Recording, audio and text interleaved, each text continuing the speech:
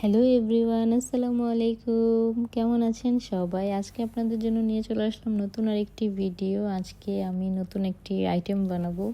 এটার নাম কি আসলে আমি নিজেও জানি না। তো আমি ফার্স্টে এই রেসিপিটা বানানোর জন্য পেঁয়াজ, কাঁচামরিচ, ধনেপাতা কেটে নিলাম। তারপরে হলো আমি 4 রকমের সস ব্যবহার করব: chilli sauce, barbecue sauce, soya sauce, tomato sauce. তো এটা বানানোর জন্য আপনারা যদি বাসায় মুরগির মাংস রান্না করেন, মুরগির বুকের মাংস দিয়েও বানানো যাবে। তো আমি ফার্স্টে মুরগির বুকের মাংস ছিল আমার বাসায়, তো ওইটাই খাওয়া যাচ্ছিল না। তারপরে আমি মাথায় বের করলাম এরকম একটা রেসিপি বানাবো। তো ফার্স্টে আমি মাংসগুলো একটু কাঁটা চামচ দিয়ে ঝুড়ো ঝুড়ো করে নিলাম। তারপর এখানে পেঁয়াজ, কাঁচামরিচ, ধনেপাতা অ্যাড করে দিয়েছি। আপনারা আপনাদের পরিমাণ মতো অ্যাড করে দিবেন। তারপর আমি এখানে ডিম অ্যাড করে দিয়েছি 2টা। আপনারা আপনাদের পরিমাণ মতো অ্যাড করে দিবেন। মানে এটা যার যার স্বাদ মতো বা যার যার পরিমাণ অনুযায়ী। তো আমি এখানে 2টা ডিম অ্যাড করেছি। তারপরে গোলমরিচের গুঁড়া অ্যাড করে দিবেন। এটা আমার নিজের বানানো রেসিপি, আমি কোথাও শিখিনি। আপনারাও কেউ ভুল বুঝবেন না। আমি জাস্ট আমার রেসিপিটা আপনাদের সাথে শেয়ার করলাম, এটাই। এটা লাল মরিচের গুঁড়া, আপনারাও বানিয়ে দেখতে পারেন। আমার কাছে ভালো লেগেছিলো, তাই আজকে শেয়ার করা আপনাদের সাথে। তারপর এখানে দিয়ে দিয়েছি 1 টেবিল চামচ সয়া সসের মতো। তারপরে দিয়ে দিব এটা চিলি সস।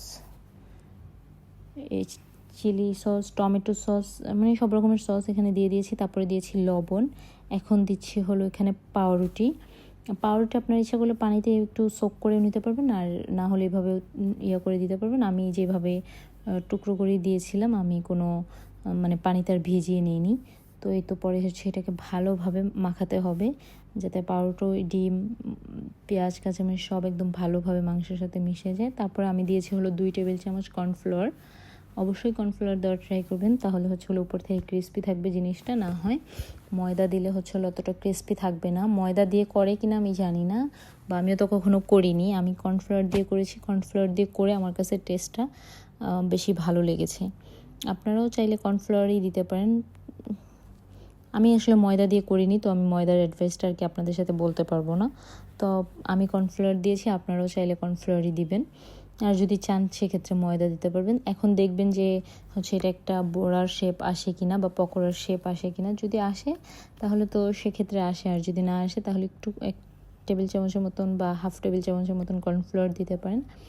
তো এই তো আমার এখন দেখেছি আমি এখানে যে পকোড়ার শেপ চলে আসে। তো আমি ফ্রাই প্যানে তেল গরম করতে দিয়েছি। তেল গরম করে দেওয়ার পর আমি এগুলো এখন দিয়ে দিচ্ছি তেলে। তারপরে আমার মাপ মতো আমি যেভাবে চুলার হিট একদম লোতে রাখতে হবে, তাহলে ভিতরে কুক হবে। আর চুলার হিট বাড়িয়ে রাখলে উপর দিয়ে ওভার কুক হয়ে যাবে, বাট ভিতরে কুক হবে না। তো এই জন্য আমি চুলার হিট লোতে রেখে সুন্দর করে ভেজে নিয়েছি, গোল্ডেন ব্রাউন করে। তো এই তো আমার পকোড়ার ফাইনাল লুক। কেমন হয়েছে অবশ্যই কমেন্ট করে জানাবেন।